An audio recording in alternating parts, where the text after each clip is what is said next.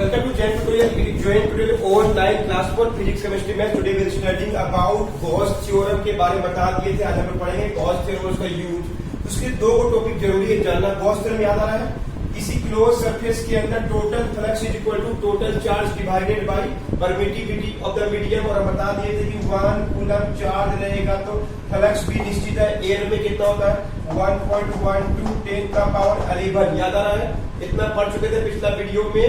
Gaussian surface क्या है और इक्विपोटेंशियल सरफेस ये हम लोग डिस्कस करेंगे। तो देखिए कोई चार्ज बॉडी ले लीजिए, जैसे कोई चार्ज बॉडी ले लीजिए, उसके चारों ओर एक क्लोज सरफेस रखिए।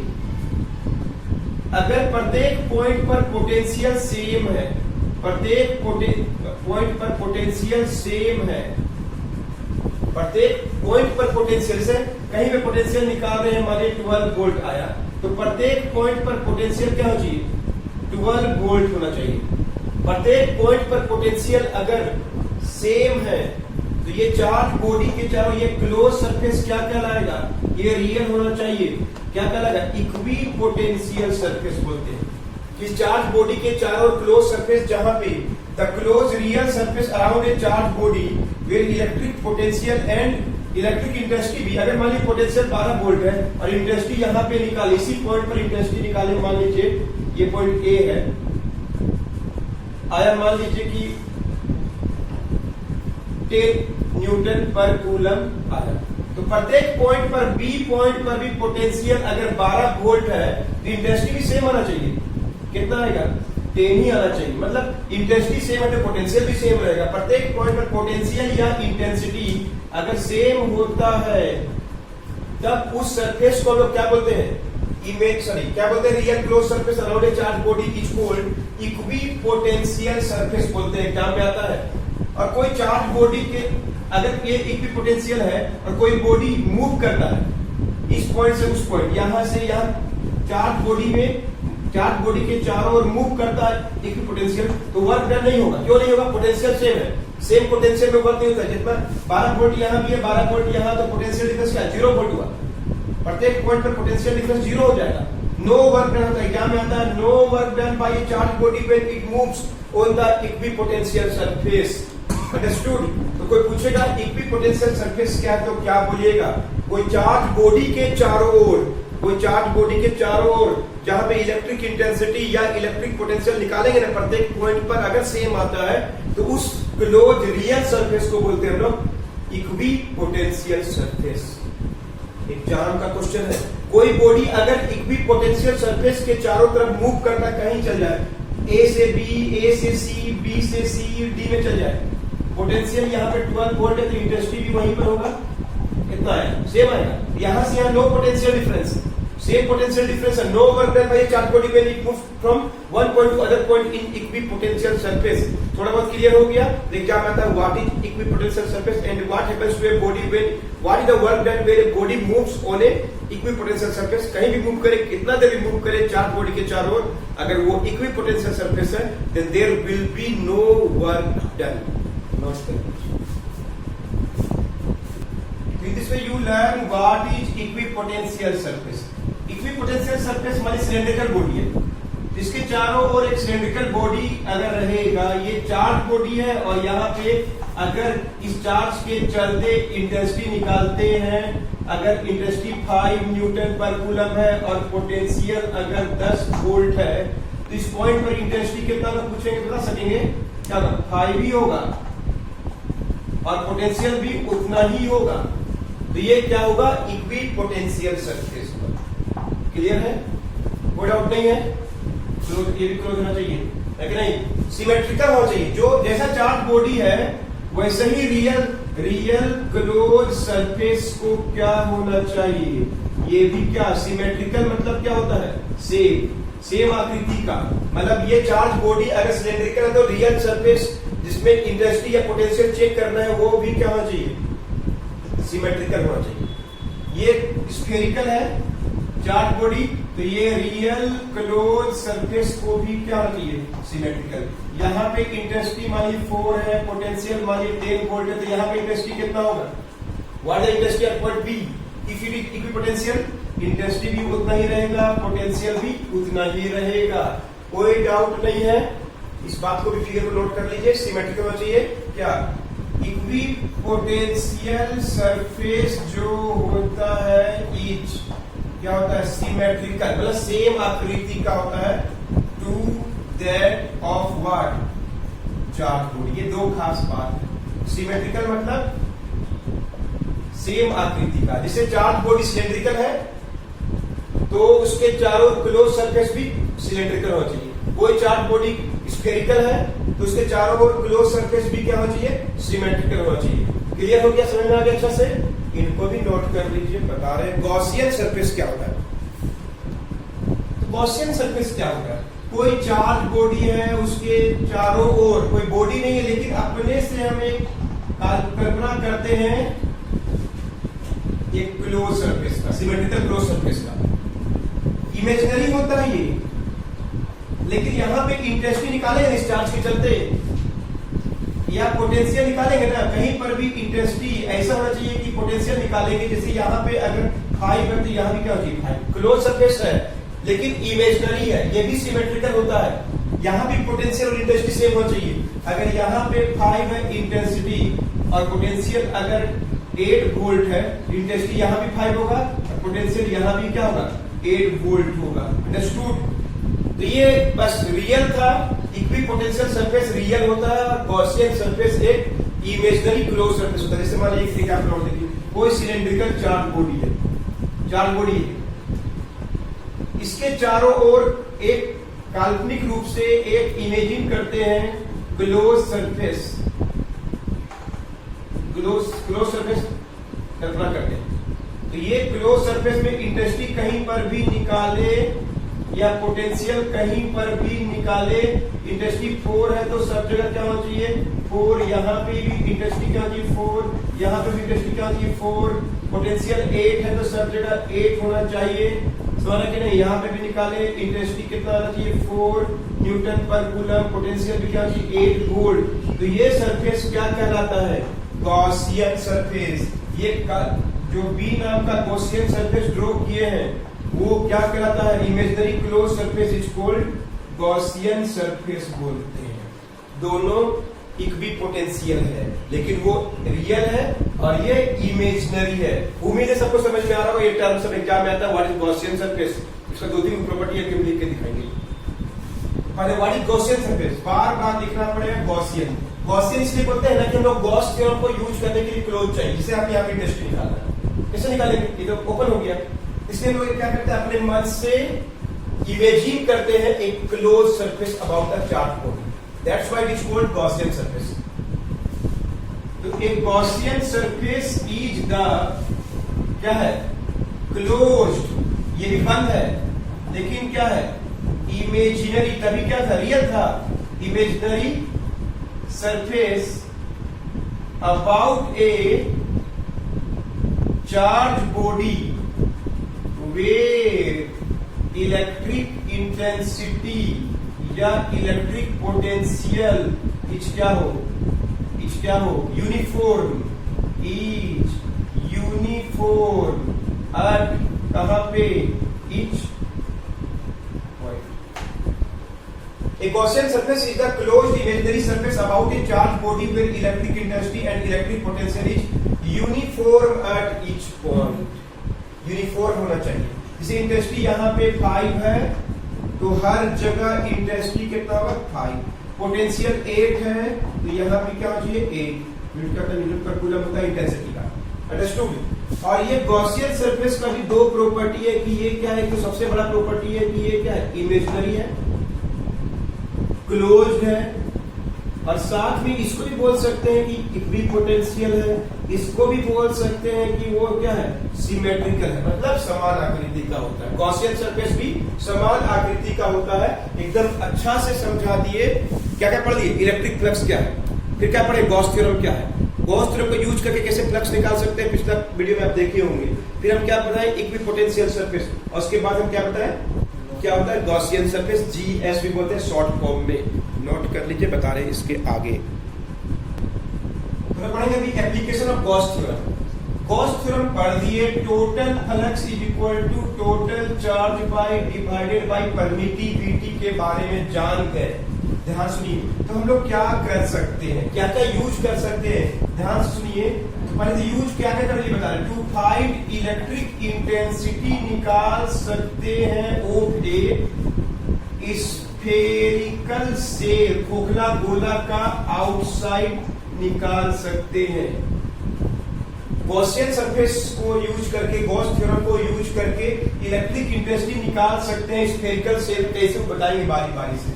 Second, to find electric intensity of a, very very important question है, एग्जाम का 5 मार्क्स का क्वेश्चन नहीं, या कभी 3 मार्क्स में भी आता है। सॉलिड सरफेस का, सॉलिड स्फेरिकल सरफेस का निकाल सकते हैं।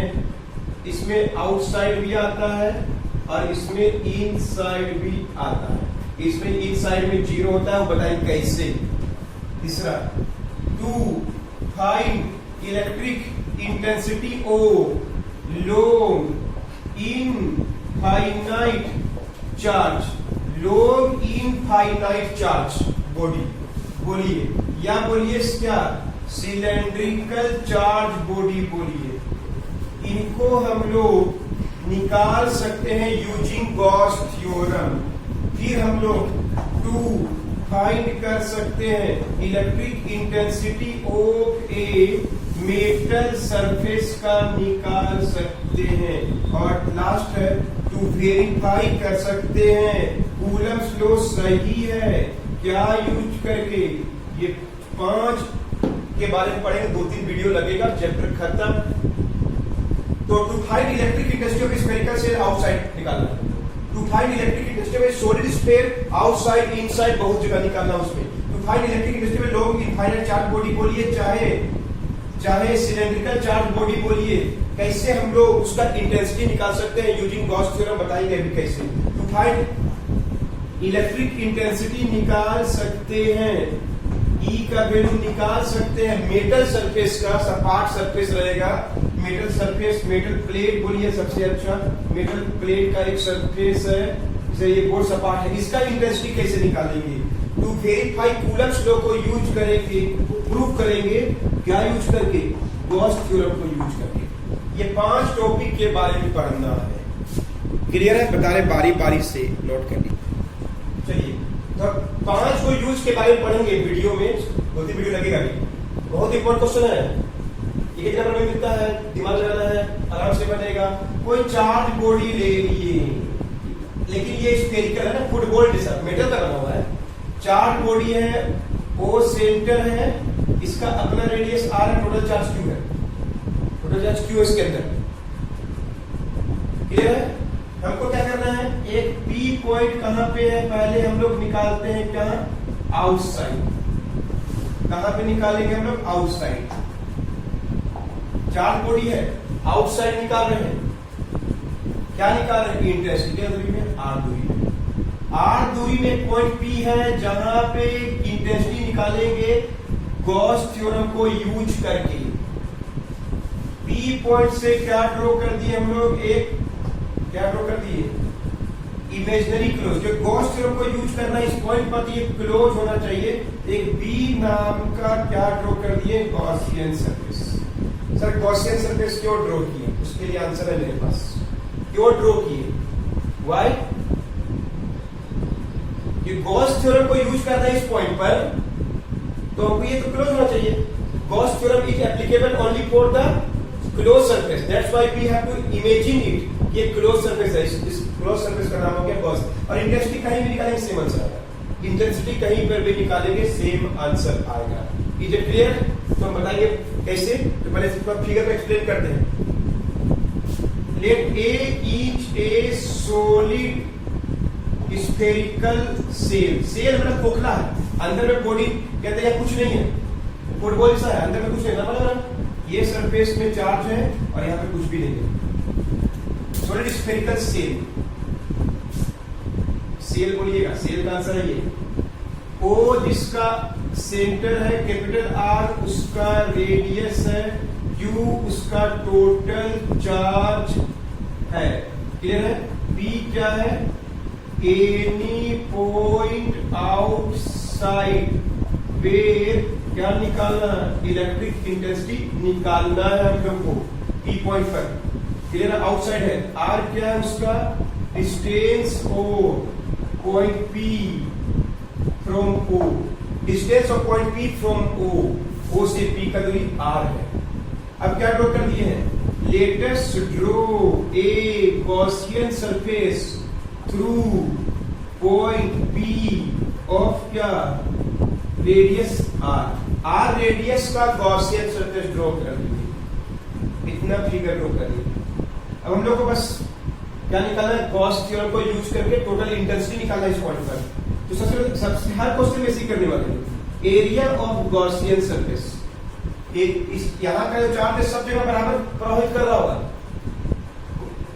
गॉसियन सरफेस एरिया स्फेरिकल है, 4 पाई क्या होगा, ये गॉसियन सरफेस स्फेरिकल है 4 pi r square, spherical Gaussian surface कितना होगा 4 pi r square.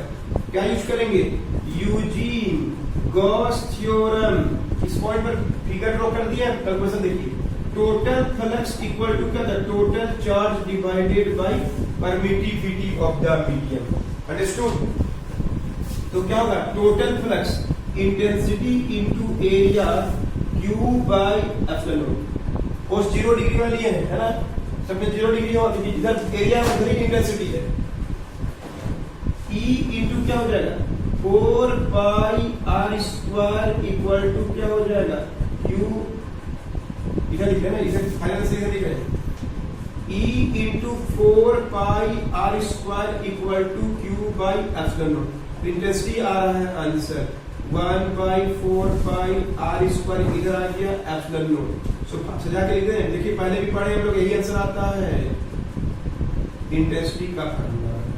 Intensity outside, फिर से ये ए इज ए क्लोज सरफेस, जो क्या है, ए इज ए क्लोज सरफेस है जो स्फेरिकल सेल है, खोखला गोला है, ओ सेंटर है, आर रेडियस है, Q total charge net charge Q है, पी इज एनी पॉइंट, क्या ड्रॉ कर दिए पी पॉइंट से गॉसियन सरफेस ड्रॉ कर दिए, कितना रेडियस का, आर रेडियस का, आर दूरी पर लिए हैं, और यहाँ पे क्या निकालना है इंटेंसिटी। बस इसका नाम गॉसियन सरफेस बी बोलिए, रियल सरफेस को ए बोलिए।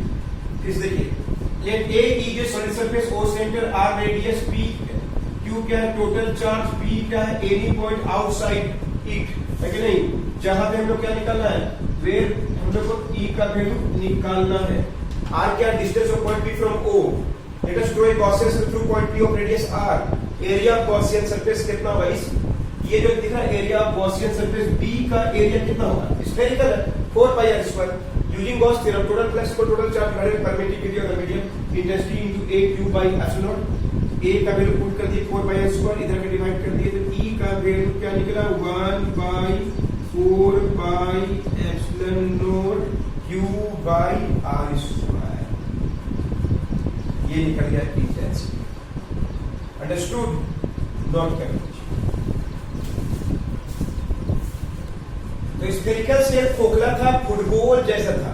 अभी हम पढ़ेंगे सॉलिड, मतलब आंसर भी सेम आएगा, सॉलिड सरफेस। बस शॉर्टपुट देखें, शॉर्टपुट या भरा हुआ तरबूज समझिए, बेटा का तरबूज बना दीजिए, मान लीजिए पूरा भरा हुआ चाहिए, पूरा भरा हुआ रहेगा तो फिर वही ओ सेंटर है, क्यू चार्ज है, कैपिटल आर रेडियस है, स्मॉल आर दूरी पॉइंट पी है, इंटेंसिटी निकालना है, गॉसियन सरफेस है। इज इट क्लियर, इंटेंसिटी निकालना है हम लोग को, कैसे निकालेंगे, फिर वही चीज आंसर सेम आएगा। तो बस ए इज ए सॉलिड स्फीयर, खोखला गोला नहीं है, अभी भरा हुआ, बिल्कुल वही चीज, बस इसको भरा हुआ दिखा दीजिएगा। O centre, are radius, P q total charge लिखने करके वैसे ही है, P any point outside it, intensity निकालना है, आर क्या distance of point P from O, let us draw a Gaussian surface, वही गॉसियन सरफेस ड्रॉ कर दिए, ये भी पूरा भरा हुआ रहेगा, कल्पना करना पड़ेगा रेडियस आर का, एरिया भी उतना ही होता है, स्फेरिकल हो चाहे कोई हो, इतना ही एरिया से क्या निकल रहा है, लाइंस निकल रहा है इसमें, है कि नहीं, 4 पाई आर स्क्वायर ही एरिया होगा, तो आंसर भी वही रहेगा। इंटेंसिटी अगर आउटसाइड निकालना है, स्फेरिकल सेल हो चाहे स्फेयर सॉलिड हो, आंसर वही होता है 1/4 pi epsilon naught Q by R square. Q charge है अंदर में, R दूरी पर पॉइंट है जहां पे इंटेंसिटी निकाल रहे हैं, यही आंसर आएगा आउटसाइड। इसमें लेकिन इनसाइड ही पढ़ना है, स्फेरिकल सरफेस के इनसाइड नहीं होता है। क्यों? वहां पर चार्ज बॉडी नहीं है हम के अंदर में, स्फेरिकल सरफेस के अंदर में चार्ज लाइन ही नहीं क्रॉस कर रहा है, इंटेंसिटी जीरो होता है। लेकिन सॉलिड स्फीयर में होगा इंटेंसिटी अंदर में। यही सबसे मेन क्वेश्चन है, पहले इसको नोट कर लीजिए और अगला वीडियो में आपको इनसाइड कैसे निकालते एकदम अच्छा से आपको बताने वाले हैं। नोट कर